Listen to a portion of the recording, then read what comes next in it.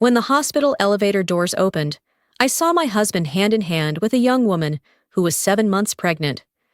I quietly stepped inside. His eyes met mine for exactly 1 second, but that second was enough to make his face turn pale. The pregnant girl innocently asked, "Who is she?"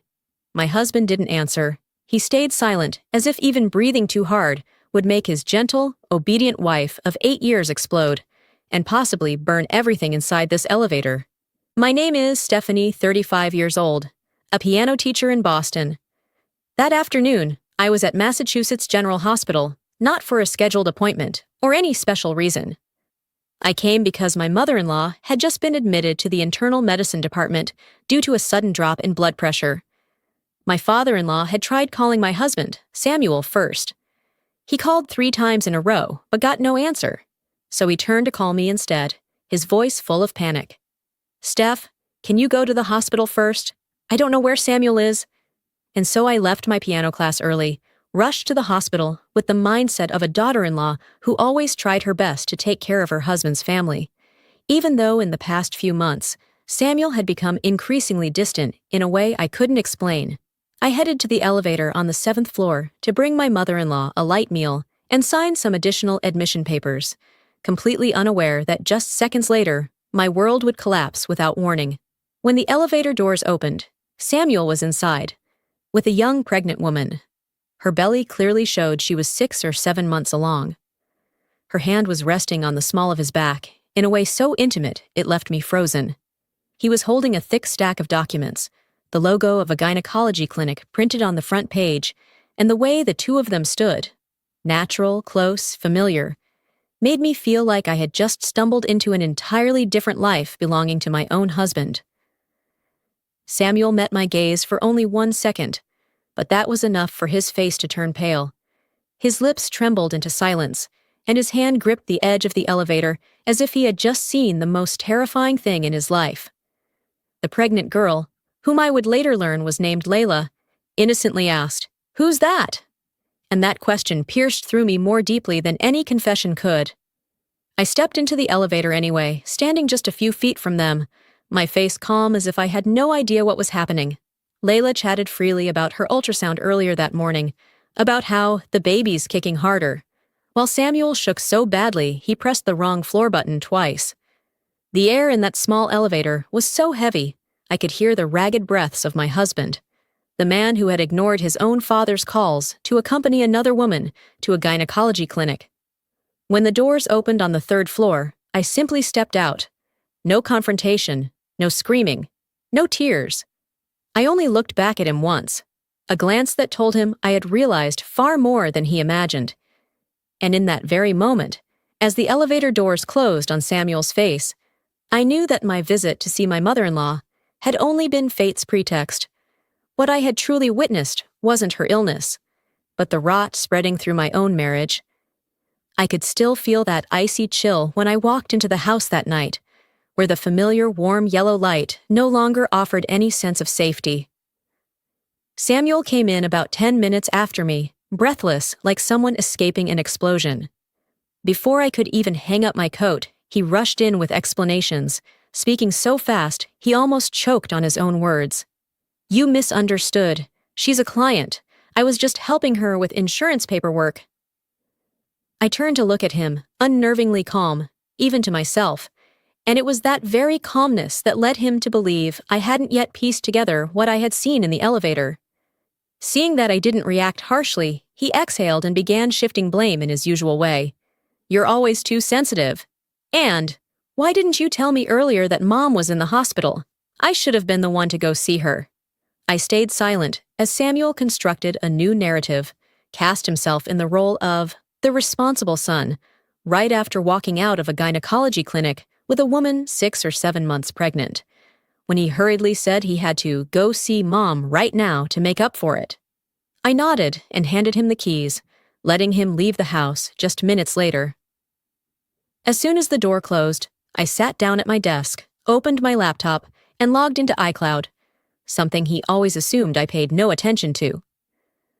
I restored all deleted messages from the past 30 days, my heartbeat sinking with every passing second, as I saw multiple specialist appointment entries appearing repeatedly on the screen, each one matching Layla's second trimester ultrasound schedule.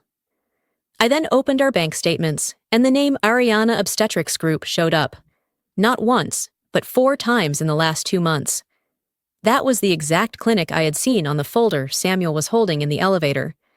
My fingers turned slightly cold as I created a new folder on my desktop, named Case Study of a Falling Husband, Phase 1.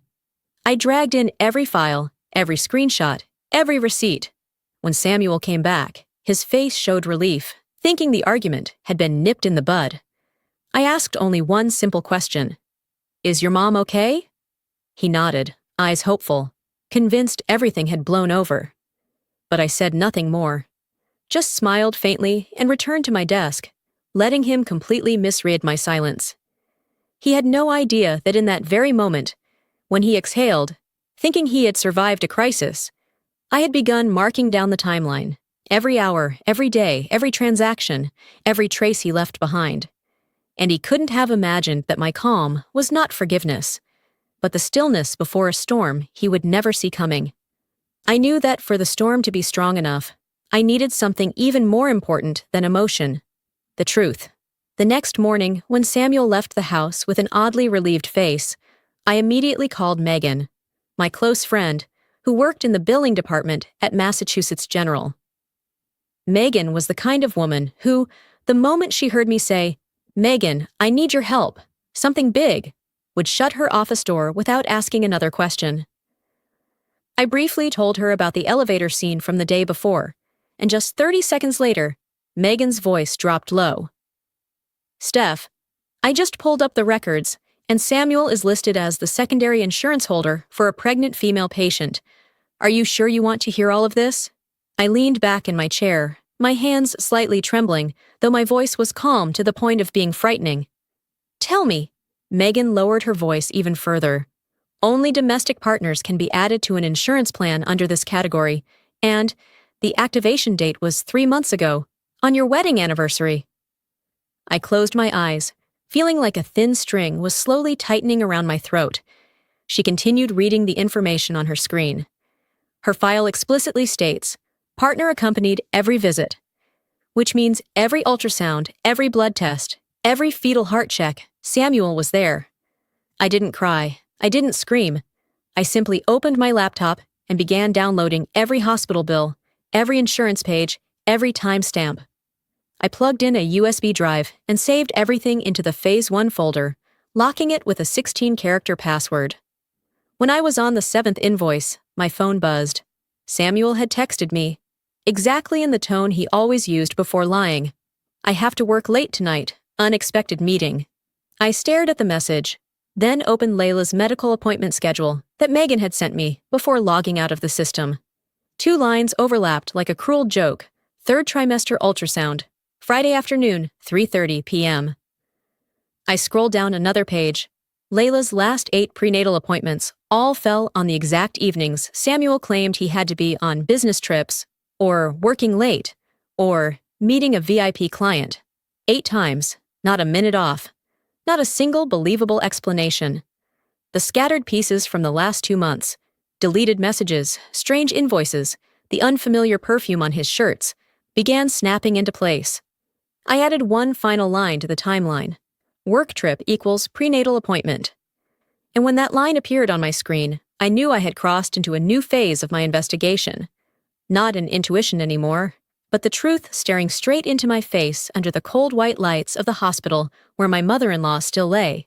When that timeline became clearer than any lie Samuel had ever told, I knew it was time to open another door in my own investigation. A door to truths that invoices or vague appointments could no longer hide. That afternoon, as Samuel stepped out with the excuse of going to the office to prepare for next week's meeting, I called the office of Greg Simmons, a well-known private investigator in Boston who specialized in infidelity cases that clients couldn't prove by sight alone. I sent him 3 pieces of information: Samuel's name, his phone number, and the last sentence he said before leaving the house. Greg simply replied, "1 week, I'll get you what you need." But Greg didn't need a week.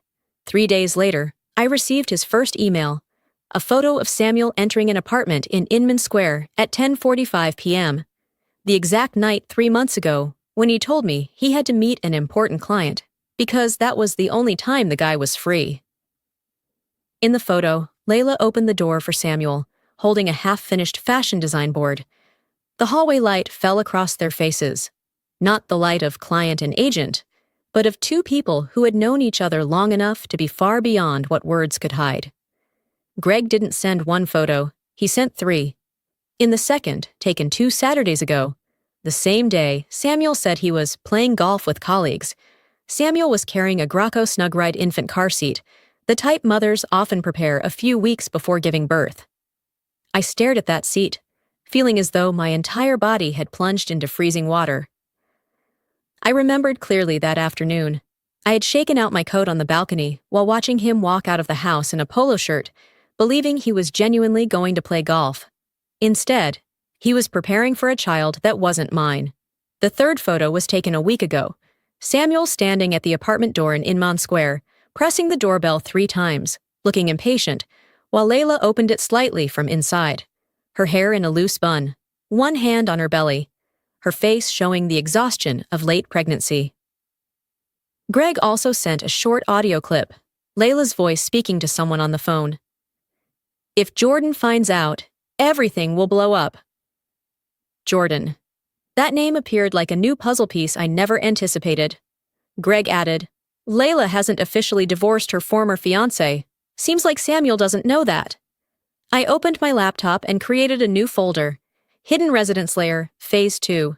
Each photo, each audio file, each timestamp, I dragged them in as if pulling knives out of my chest just to see them clearly under the light. That evening, Samuel texted, "I'll be in meetings late, don't wait up." I looked at Greg's photos, then opened Google Maps. Inman Square was nearly 40 minutes from Samuel's office. I didn't reply. There was no need. I let him continue believing I was still in the confused, not fully understanding phase. So he would keep repeating the same lies, on time, in the same familiar patterns. But inside me, the pieces of betrayal had already assembled into the complete silhouette of a man I no longer recognized, and of a marriage I knew would never return to what it once was. Once I knew the marriage had no way back, I began doing what American women learn to do after betrayal, checking finances. In cases of infidelity, emotions are only the surface. Money is where the raw truth lives. That night, while Samuel showered and went to bed early, like a man overburdened with work, I opened my laptop and logged into our joint bank account.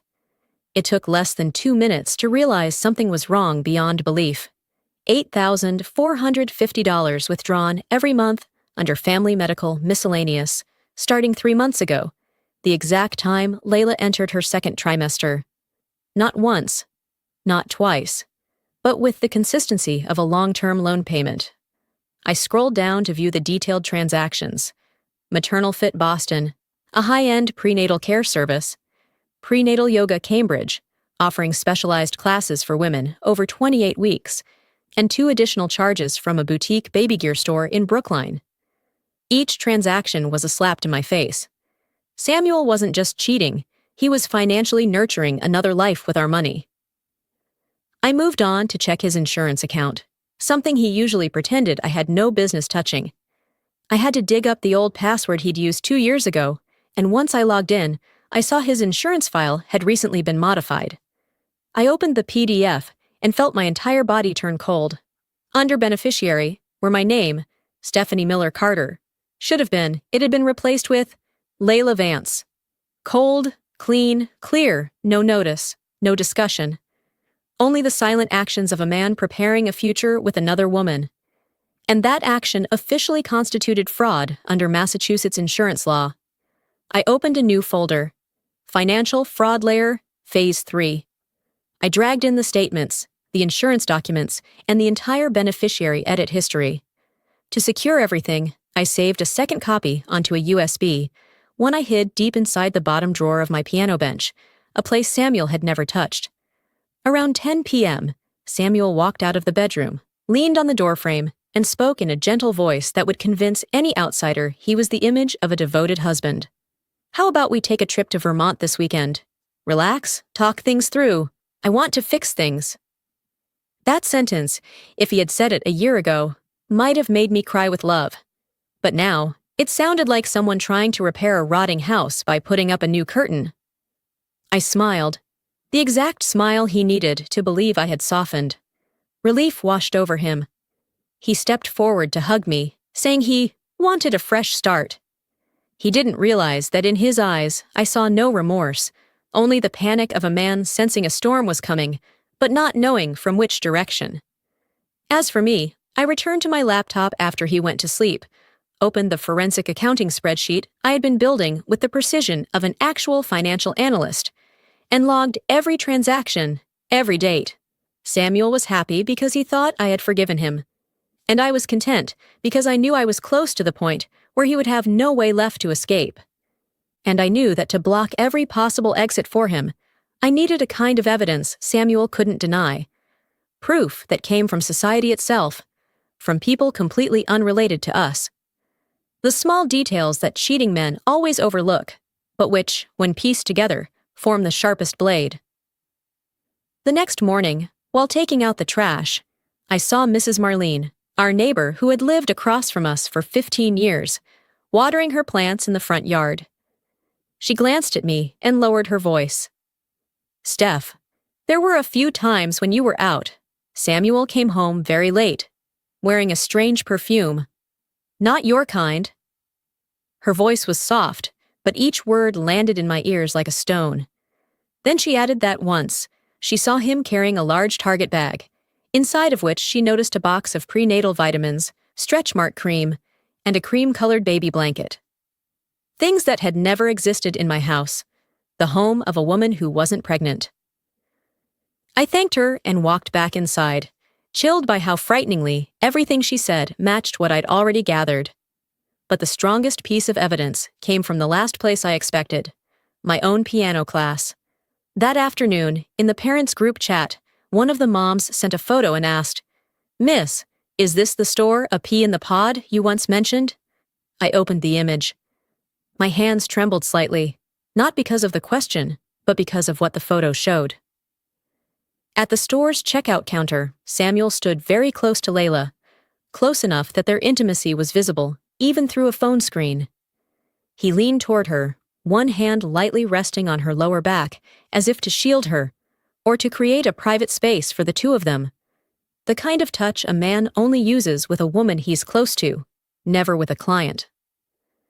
Layla held a pastel blue maternity dress. Samuel looked at her with the exact gaze I once believed, over 8 years of marriage, was meant only for me. I zoomed in. His hand was on her back, a gesture no man makes toward a client. Once again, I didn't seek this out. Society brought it to me. People who didn't know what was going on, who had no idea that the man in the photo was the husband of their child's piano teacher. The bitter part, the parent sent the picture simply to ask about a store address. They had no idea the man in the photo was my husband. I replied calmly, "Yes, that's the store I mentioned." Then I saved the image into a folder labeled Phase 4, Public Sightings Layer, Social Evidence. Because if the day ever came when Samuel dared say I was imagining things, I would hand that photo to a lawyer as a knockout blow. That evening, Samuel came home and kissed the top of my head like a devoted husband. With a cheerful tone, he asked, "How was class today, honey?" I looked at the face I knew too well, into the eyes I now recognized as fluent in lying, and smiled faintly. It went well. And Samuel believed it completely. Believed it so fully that he had no idea it was the parents of my students, people he never thought would notice him, who had just handed me another blade to slice through the web of lies he had built. With both financial and social blades in hand, I knew it was time to use the third one. His family. Over 8 years of marriage, my in-laws had always adored me, but they also firmly believed Samuel was a decent, responsible, upright man. So, if I were to suddenly accuse him of infidelity, they might think I was being overly sensitive. But if they were to witness it with their own eyes, that would be the most effective strike. I texted my in-laws, inviting them to dinner that weekend. "I want to update you on Mom's health." It was the kind of invitation no one could refuse. When Samuel heard about it, he paused briefly. A flicker of tension crossed his face, but he quickly masked it with a forced smile. "Great idea, honey." He tried to act normal, but the twitch in his jawbone betrayed him, a sign of someone sensing they're about to be placed at the center of a story they can't control. At dinner that weekend, I didn't speak much. I let Samuel talk freely about work, important meetings, difficult clients, all the filler phrases cheaters use. When the main course arrived, I placed my phone on the table. On the screen was a single image, Samuel standing next to Layla at the AP in the pod checkout counter. No caption, no explanation, no additional proof. I gently pushed the phone toward my in-laws, my voice steady. "I came across this. Tell me what you think." The entire table froze. They looked at the photo, then at Samuel. His face flushed like boiling water had been poured over him. He gave a tight smile. "It's just a coincidence. I ran into a client. It happens." But the excuse sounded so ridiculous that even his parents exchanged a doubtful glance. Especially my mother-in-law. Ever since her hospital stay, she had become more perceptive. She stared at Samuel, as if searching for signs of dishonesty. I didn't reveal anything more. My silence made Samuel increasingly agitated, while my in-laws grew more observant. As I poured tea, my father-in-law stood, called me onto the balcony, and said something I never expected. "I once got an anonymous email warning me about Samuel, said he was getting into trouble with some girl." I stood still for a moment. And in that moment, all the pieces snapped into place. The anonymous email, the store photo, the prenatal appointment schedule, the insurance documents, Layla's voice. If Jordan finds out? The sender of that email, very likely Jordan, Layla's former fiancé, who was starting to suspect or had already found out. I neither confirmed nor denied. I simply looked into my father-in-law's eyes and planted a seed. Maybe our family should keep a closer eye on Samuel. A line soft as air, but heavy as judgment. That night, when my in-laws left, I could feel their gaze lingering on Samuel, not with absolute trust anymore, but with a blend of suspicion and disappointment. And Samuel still thought I was just a little upset. He had no idea that from that moment on, it was his own parents, those he trusted most, who had begun watching his every irregular move. And he was even further from realizing this was a strategy I had been setting up for days, to make his own family become the living witnesses for my next move. And that next move was to approach the central figure, Layla. I knew Samuel would never tell the truth, but Layla, no matter how calculating, was still a pregnant woman, someone vulnerable, someone in need of protection. And in stories like this, the fear of the third party always surfaces first. I bought a new Google Voice number and messaged her in a professional tone, introducing myself as a potential client, interested in a family insurance package that Samuel had mentioned via email. Within minutes, Layla replied, even enthusiastically suggesting we meet at a Starbucks near the Prudential Center. She wrote, "I can explain more. Samuel's been such a big help." I stared at that message for a long time. The painful irony, Samuel always told me that clients were too demanding. But Layla's version of demanding turned out to be a hopeful coffee date like this. That afternoon, I arrived 10 minutes early. Starbucks was crowded but warm, filled with the smell of roasted beans and the hum of conversation. I picked a seat facing the door so I could watch Layla walk in, and when she appeared, in a loose sweater, hand resting gently on her belly, eyes weary yet hopeful, I understood why Samuel looked at her the way he used to look at me. Layla sat down with a small smile. There was no trace of suspicion in her eyes. She had no idea who I was. "Thank you for taking the time," she said softly, sincerely. "Samuel said you were a thoughtful client." I nodded, pretending to open a notebook like someone genuinely researching an insurance plan. Then Layla continued, "Samuel's been so caring, walking me through everything. I don't know what I'd do without him." That sentence was like a clean blade slicing through the air between us. I didn't look at her.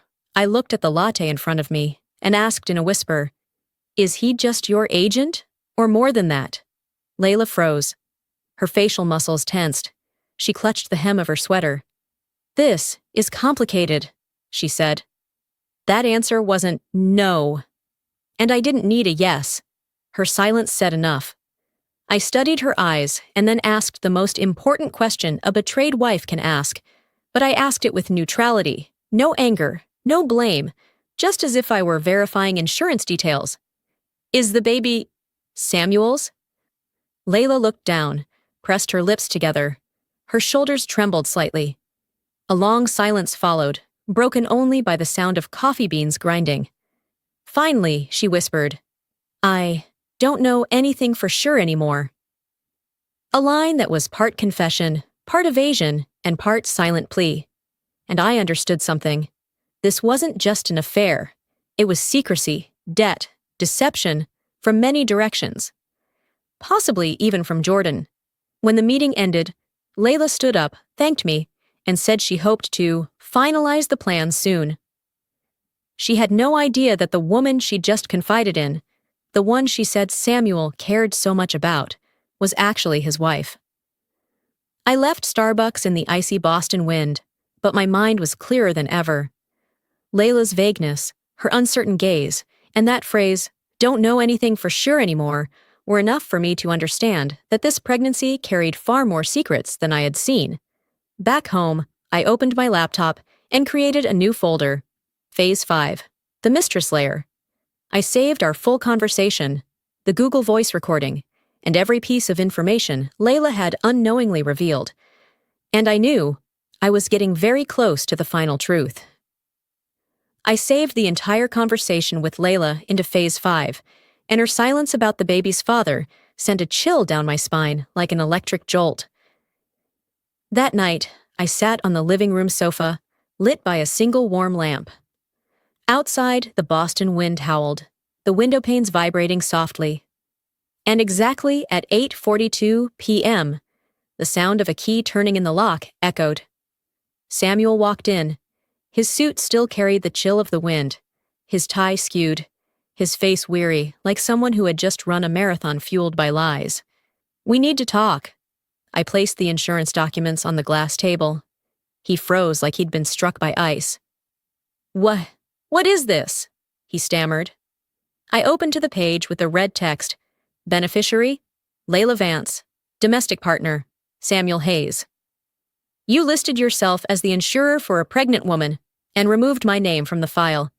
I want a DNA test for the fetus. Samuel's expression changed instantly. Not anger, but panic.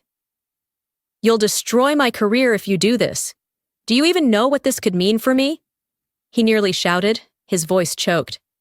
I pulled another file, printouts of the forensic accounting. You're receiving $8,450 a month in reimbursements from the Maternity Support Fund for Domestic Partners. What do you call that? I call it insurance fraud. Samuel stepped back, hands trembling so hard the keys slipped from his grasp and hit the floor. Where did you get all this? I looked him in the eye, terrifyingly calm. If you refuse the DNA test, I'll submit everything to court, fault divorce. And you know what that means. Samuel collapsed into the chair like his bones had turned to dust. Okay, I'll do it. 3 days later, we received the results. I opened the envelope in front of him. The words appeared clearly. Probability of paternity, 6%. Nearly zero. Samuel turned ghostly pale, his head falling back against the chair, mouth open but soundless. His whole body trembled like a child stripped bare in the snow. Why 6%? Layla said. I cut him off. That's between you and her, not me. After the results, Layla disappeared from Boston for 3 days. No texts, not at the Inman Square apartment, absent from her medical appointments. Greg reported back. Jordan, Layla's former fiancé, had started reaching out again. Samuel now looked exactly like a man robbed blind, realizing he'd been financially manipulated and used like a fool.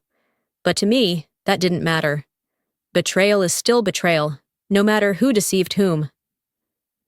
I looked at Samuel, his head bowed in front of me, and said just one line, as light as air. You still have to take responsibility for what you chose. That evening, when Samuel stepped into the house, I said nothing. I simply slid a black USB toward him across the table. the drive containing all the evidence of insurance fraud I had submitted to the company's internal investigation team hours earlier. Samuel froze as if someone had yanked the emergency brake in the middle of our living room. I watched a storm of emotions flash across his face. Shock, confusion, a thin layer of fake composure he tried to paint on. He stared at the USB like it was a ticking bomb, then looked up at me, scanning for familiar signs of rage, tears, or trembling. But I was so calm it made him step back. "Where did you get this?" he asked, voice cracking, not angry but scared. I didn't answer, I just stared. My silence made him lean on the chair, visibly disoriented, as if realizing, for the first time in our marriage, he was no longer in control of the story. The next morning, when Samuel swiped into the 9th floor office, the suspension email was already in his inbox. Internal investigation. Immediate suspension. HR demanded that he vacate the premises at once. They confiscated his laptop, revoked all access, seized his private floor badge, and escorted him to a closed-door interview. A normal workday, coffee, insurance briefings, was torn apart like someone had hit delete on his 12-year career. The investigation moved quickly. Every questionable withdrawal I'd compiled in Phase 3 flashed before the internal audit team. Ultrasound bills, prenatal tests, prenatal yoga Cambridge, maternal fit Boston, all paid from the client support fund under Samuel's management. Numbers don't lie. And when they traced Layla's insurance status under domestic partner, Samuel had no defense left. But what destroyed him completely was Layla. At 3 p.m. that same day, she was brought in as a witness. In her statement, she admitted that Samuel had promised to take care of her and the baby until the child turned 18. That line hammered the final nail into his career. In the insurance world, personal financial promises between agents and clients are strictly forbidden. It's an automatic breach of ethics. The company filed a civil lawsuit against Samuel immediately. Rumors spread through the office like wildfire. Co-workers who once patted him on the back in the elevator now avoided him like he carried a virus. In the pantry, when he passed by, people fell silent, then whispered as he walked away. He used company money on his mistress? 12 years, all gone. And the kids not even his? Samuel became a name no one dared mention, like a sentence already passed. That night, he came home looking like he'd just survived an unmedicated surgery. His suit was wrinkled, tie loose, eyes bloodshot from crying or sleeplessness. He stood at the door as if waiting for permission to enter his own house. I looked at him, not with gloating, but with the weariness of someone who had endured enough betrayal. I printed the formal disciplinary report, filed it neatly into Phase 6, and locked it in the safe. Everything had followed its proper trajectory. I closed the safe door as if sealing off the last remnants of a rotten marriage. There was only one thing left to do: divorce. When I closed the safe, I knew I was placing the final period on an 8-year marriage. The next morning, I went to the office of Evelyn Carter, a top divorce attorney specializing in high-conflict cases in Massachusetts. She reviewed the entire timeline I had compiled: insurance fraud, the domestic partner forms, the AP in the pod photo, Layla's testimony, the company's disciplinary report. She nodded and said bluntly, "Stephanie, you have more than enough to request an immediate freeze on all joint accounts." Within 48 hours, the court issued an emergency order to freeze every account bearing both our names, including the one Samuel had been using to support Layla. He discovered it when his card was declined at a convenience store. A small detail, but enough to show him I had cut off his financial lifeline. I filed for fault divorce on 2 grounds: adultery and financial misconduct. A legal strike Samuel never saw coming.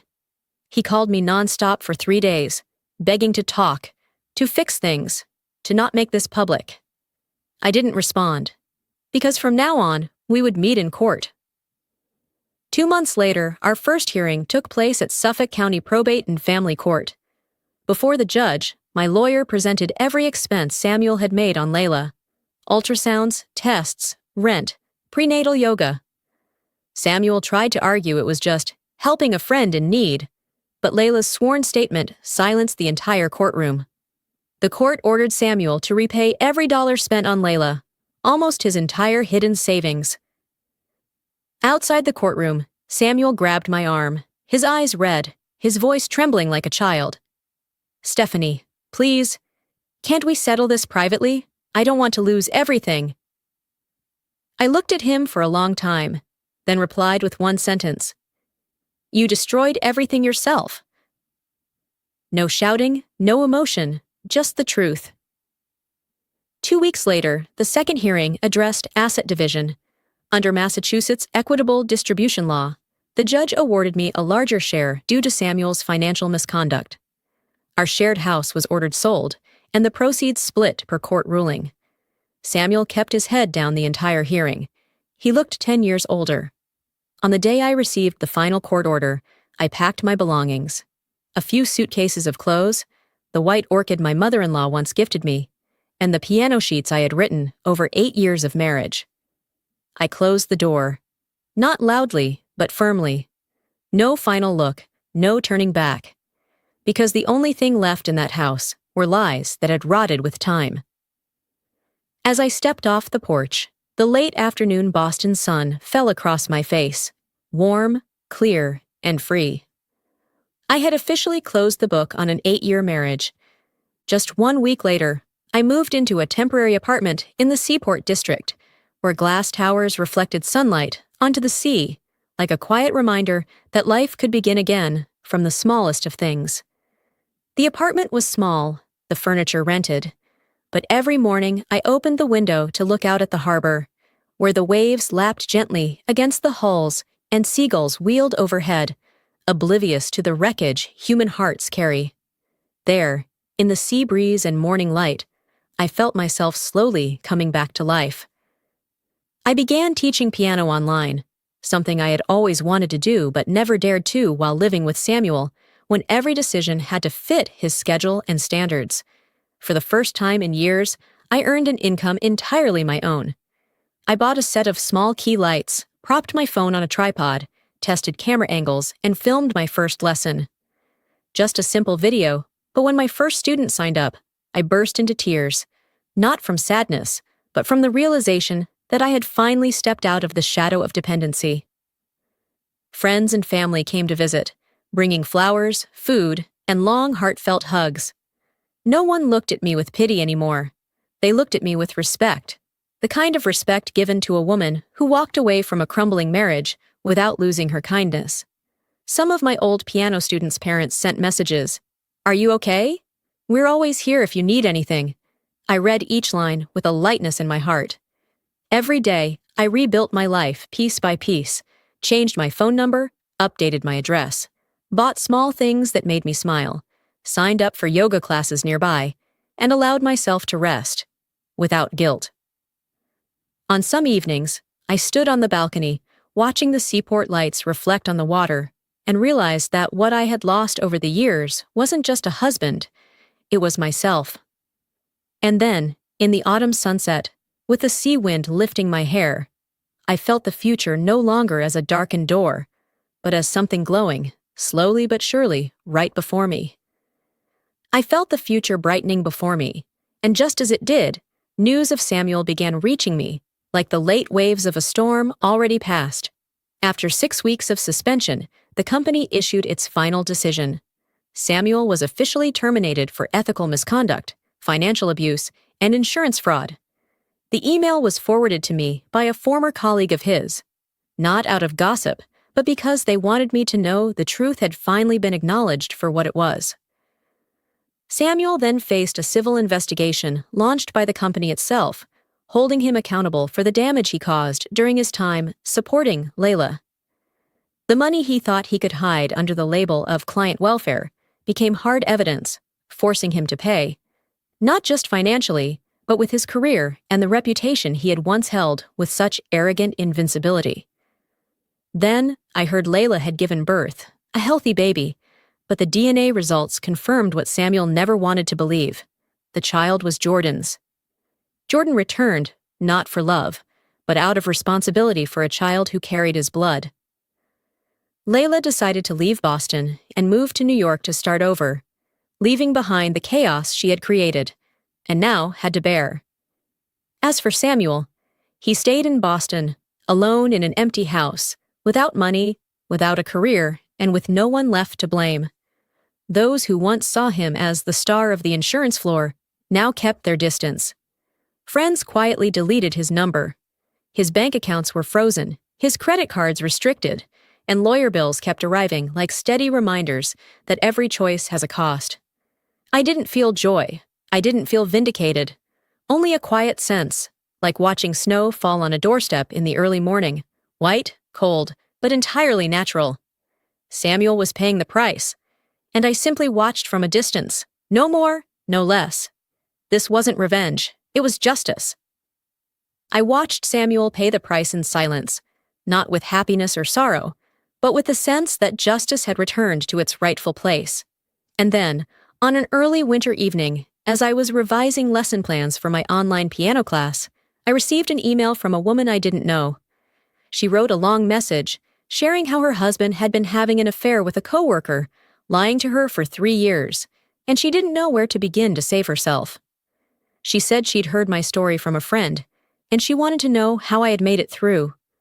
I sat in silence for a long time in front of the screen. For the first time, my pain, the thing that had once pressed me down until I couldn't breathe, became something that helped someone else find a flicker of light. I replied with everything I had learned: how to gather evidence, how to protect your finances, how to stay calm when everything falls apart, and most of all, how to believe you are worthy of a kinder life. 2 days later, she wrote back, "I'm not afraid anymore. Thank you." I read that line over and over, a short sentence, but it made my heart lighter, as if my pain had finally found a reason to exist. From that moment, I knew I wasn't just living again for myself. I started a blog called The Woman in the Elevator, the woman who stepped into an elevator and saw her life change in just 3 seconds. I wrote each chapter not with anger, but with the hope that other women wouldn't have to fall into the same darkness I once did. I shared how to handle infidelity, how to recognize gaslighting, how to prepare legal documents, and how to heal after betrayal. Within 3 weeks, my inbox was flooded. Hundreds of women wrote, telling their stories, asking for guidance, or simply saying, "Thank you for writing what I couldn't say." Those messages made me feel no longer broken. I was being pieced back together by the strength of strangers. And in every word I wrote, every topic I touched, I felt myself reclaiming what Samuel had spent years trying to silence: my own voice. In those days when my blog began reaching readers from all over, I realized I had stepped into a new chapter without needing any grand declaration. And then, on a late autumn afternoon, as the sunset spilled over the seaport harbor, I stood by the apartment window, watching Boston light up for the evening. The glow from the glass towers reflected on the water like shards of golden glass, beautiful, cold, but full of promise. I took a deep breath and felt lighter than I had in years. I sat at my desk, opened the laptop that had carried me through this journey, and hovered over the folder I knew so well: Case Study of a Falling Husband. The file that had once weighed like stone on my chest, every page, every document, every note a record of pain, betrayal, and strength I didn't know I had. But today, my hand didn't shake. I clicked close softly, placing the final period on a story that had consumed so much of me. Then I opened a new file. A white screen filled the screen like a door swinging open. I typed the first line, Chapter 1, A New Life. In that small room, my piano played, soft, clear, no longer heavy, like when I used to play to forget the loneliness. That melody wasn't escape anymore. It was the sound of freedom, of choosing myself again. I leaned back in my chair, looked out at the city glowing before me, and smiled. That elevator didn't end my life. It opened the door I was meant to walk through. And in that moment, I knew I hadn't just closed an old chapter. I had stepped into a new one on my own 2 feet.